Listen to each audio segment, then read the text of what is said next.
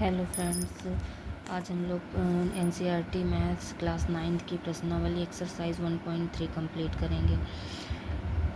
प्रश्नावली 1.3 का पहला क्वेश्चन जो दिया गया है वो है निम्नलिखित भिन्नों को दशमलव रूप में लिखिए और बताइए कि प्रत्येक का दशमलव प्रसार किस प्रकार का है।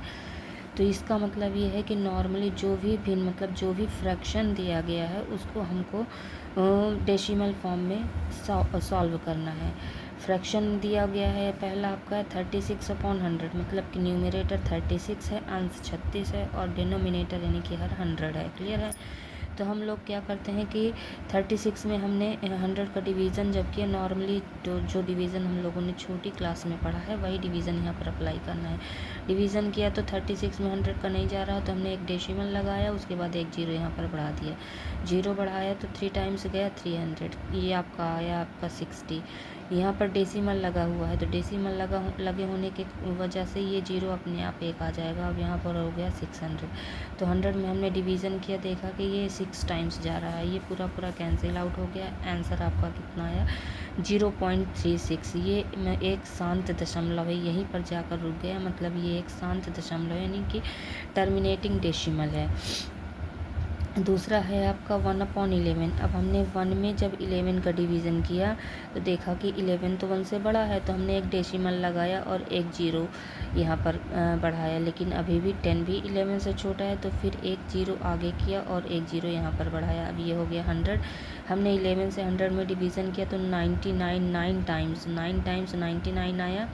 ये अगेन 100 1 जीरो के अगेन ये जीरो हमने फॉलो किया, प्रोसेस फॉलो किया, तो बार बार क्या आपका रिपीट होकर आंसर आ रहा है 0.0909। ये आपका रिपीटेड वैल्यू आ रही है। तो यहाँ पर आप देख सकते हो कि 0.09 ये आवर्त इसको बोला जाता है, मतलब कि 2 नंबर में आवर्त लगा हुआ है। इसका मतलब ये है कि 090909 आपकी रिपीटेड वैल्यू है, मतलब ये बार बार यही वैल्यू आएगी, ये एक रुकने वाली वैल्यू नहीं है, इसीलिए इसको अनवसानी पुनरावर्ती दशमलव बोला जाता है। इंग्लिश में नॉन टर्मिनेटिंग रीअकरिंग बोलते हैं। तीसरा है आपका मिक्स्ड फ्रैक्शन दिया गया है। मिक्स्ड फ्रैक्शन को पहले हम नॉर्मल फ्रैक्शन में कन्वर्ट करेंगे। 4:1 दिया हुआ है तो इसको हमने कन्वर्ट किया। कैसे कन्वर्ट करते हैं एक बार यहाँ पर देख लीजिए। ये 8 का हमने 4 में मल्टीप्लाई किया तो 32 आया, 32 में 1 को ऐड किया 33/8। अब 33 में हमने 8 का डिवीज़न किया, नॉर्मली डिवीज़न किया जैसे छोटी क्लासेस में करते हैं। 4 टाइम्स गया 32, 10 आया, फिर 1 टाइम्स 8 20, ये हम डेसिमल लगा के सॉल्व किया तो आपका आंसर 4.125 आया। क्लियर है। ये एक यहाँ 5 पे जाकर रुक गया है, इसलिए एक शांत दशमलव यानी कि टर्मिनेटिंग वैल्यू है। आपका नेक्स्ट क्या दिया हुआ है 3/13। 3/13 जब हमने डिवीज़न किया तो 3 जो है 13 से छोटी वैल्यू, इसलिए हमने पहले डेसिमल लगा दिया। डेसिमल लगाया उसके बाद 2 टाइम्स गया 26, फिर 3 टाइम्स गया।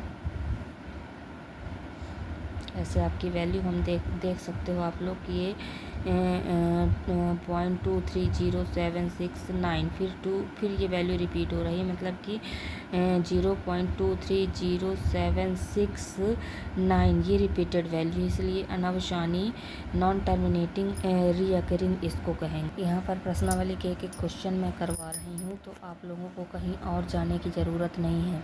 पहले क्वेश्चन का ही 5वां दिया गया है 2/11। फ्रैक्शन 2/11 दिया, इसमें हमने नॉर्मली डिवीज़न किया तो आपका 0.181 आया। क्लियर है। पॉइंट मतलब ये दिख रहा है कि 8 के बाद फिर से 1 आ गया तो रिपीटेड वैल्यू है, तो 0.181818 रिपीटेड वैल्यू है, इसलिए इसको हम कहेंगे अनवसानी पुनरावर्ती नॉन टर्मिनेटिंग रीअकरिंग वैल्यूज़। आपका 6th है 329/400। नॉर्मली 329 में 400 का डिवीज़न किया तो ये 0.8225 मतलब 5 के बाद जाकर रुक गया, इसलिए ये शांत दशमलव टर्मिनेटिंग वैल्यू है। सेकेंड क्वेश्चन आपका दिया गया है, लिखा है कि आप जानते हैं कि 1/7 की वैल्यू कितनी दी हुई है। 1/7 की वैल्यू दी गई है आपकी 0.1428 है। वास्तव में लंबा भाग दिए बिना क्या आप यह बता सकते हैं कि 2/7, 3/7, 4/7, 5/7 और 6/7 के दशमलव प्रसार क्या हैं? यदि हाँ तो कैसे? तो ये बहुत ही सिंपल सा क्वेश्चन दिया गया है। आप लोग देख सकते हैं कि 1/7 की वैल्यू आपको दी गई है, मतलब कि 0.14285 रिपीटेड वैल्यू है। हमको 2/7 निकालना है, तो इसी में अगर हम 2 का मल्टीप्लाई कर देंगे तो आपकी वैल्यू आ जाएगी। फिर 3 का मल्टीप्लाई कर देंगे तो आपकी वैल्यू आ जाएगी। 4 का मल्टीप्लाई करने से ये वैल्यू आएगी और 5 का मल्टीप्लाई करने से ये वैल्यू आएगी। 6 का मल्टीप्लाई करने से ये वैल्यू।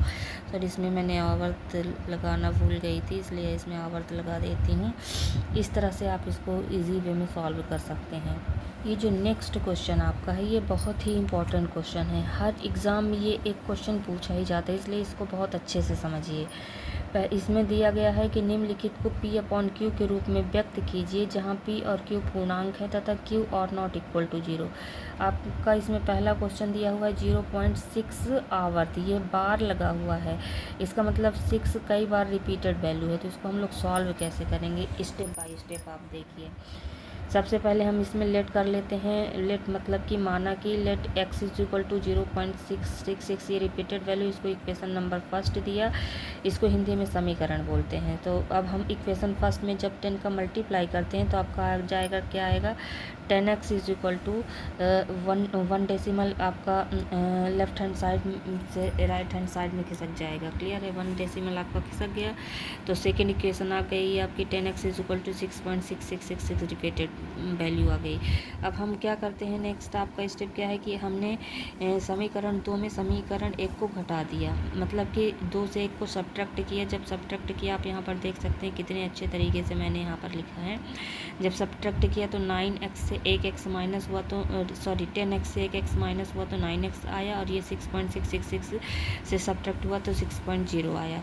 x के साथ 9 का मल्टीप्लिकेशन है, ये इधर जाएगा तो डिवीज़न हो जाएगा, 6/9 आए। ये 3 से कैंसिल आउट हो जाएगा, 3 2 ज़ा 6 एंड 3 3 ज़ा 9। तो x इज इक्वल टू आ गया आपकी वैल्यू 2/3, जो कि P/Q के फॉर्म में है, और दोनों ही P और Q इंटीजर हैं। दूसरा क्वेश्चन दिया गया है आपका 0.47, यहाँ पर 7 का बार है, मतलब केवल एक नंबर पर बार है। जब एक नंबर पर बार है तो केवल 10 का गुणा करेंगे, 2 नंबर पर बार होगा तो 100 का गुणा करेंगे, 3 नंबर मतलब जितने नंबर पर बार होगा उतने टाइम्स 0 बढ़ाकर मल्टीप्लाई करेंगे। तो इसी को पहले क्वेश्चन के जैसे हम सॉल्व करते हैं। हमने लेट किया कि x इज इक्वल टू 0.477 जो रिपीटेड वैल्यू है। फिर इक्वेशन फर्स्ट में हमने 10 का मल्टीप्लाई किया। 10 का मल्टीप्लाई इसलिए किया क्योंकि इसमें केवल 7 पर बार है।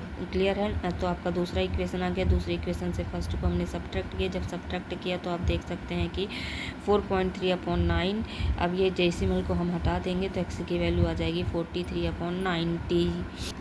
इसी में एक तीसरा क्वेश्चन क्या दिया गया है 0.001। यहाँ पर आप देख रहे हो कि 3 नंबर पर बार है, मतलब 3 नंबर्स रिपीटेड हैं। पहले क्वेश्चन के जैसे ही हम इसको उसी तरह से सॉल्व करेंगे। बस इसमें इक्वेशन फर्स्ट में हम किसके 10 का मल्टीप्लाई ना करके 1000 का मल्टीप्लाई हमने किया। 1000 का मल्टीप्लाई किया, सेम प्रोसेस वही है। आपकी प्रोसेस जो है वो सेम वही चीज़ है। क्लियर है, आपकी प्रोसेस वही है। फिर हमने 2 में 1 को सब्ट्रैक्ट कर दिया। जब सब्ट्रैक्ट किया तो आप देख रहे हो कि आपका आंसर कितना आ रहा है 999x इज इक्वल टू 1.0। तो x की वैल्यू आ गई आपकी 1/999। क्लियर है। फोर्थ क्वेश्चन आपका क्या दिया गया है, फोर्थ क्वेश्चन आपका दिया गया है कि 0.999 मतलब 9 रिपीटेड वैल्यू है को P/Q के रूप में व्यक्त कीजिए। क्या आप अपने उत्तर से आश्चर्यचकित हैं? अपने अध्यापक और कक्षा के सहयोगियों के साथ उत्तर की सार्थकता की जांच कीजिए। ये क्वेश्चन दिया गया है आपका। इसको भी हम सेम ऊपर वाले जैसे अभी हमने जो जितने क्वेश्चन सॉल्व किए वैसे ही सॉल्व करेंगे। हमने लेट किया कि x is equal to 0.999 repeated value, इसकी इक्वेशन फर्स्ट दिया। इसमें केवल 9 पर एक नंबर पर बार लगा हुआ है, इसीलिए हम इसमें 10 का मल्टीप्लाई करेंगे। जब 10 का मल्टीप्लाई करते हैं तो दूसरी इक्वेशन आपकी आती है 10x इज इक्वल टू 9.9999। ये सेकेंड आई। सेकेंड से फर्स्ट को जब हमने सब्ट्रैक्ट किया तो हम देखते हैं कि 9x इज इक्वल टू 9, मतलब x की वैल्यू 9/9 मतलब कि 1 आई। ये आपका यहाँ पर क्वेश्चन नंबर 4 कंप्लीट होता है। आगे के क्वेश्चन हम लोग नेक्स्ट पार्ट में देखेंगे। Thank you so much.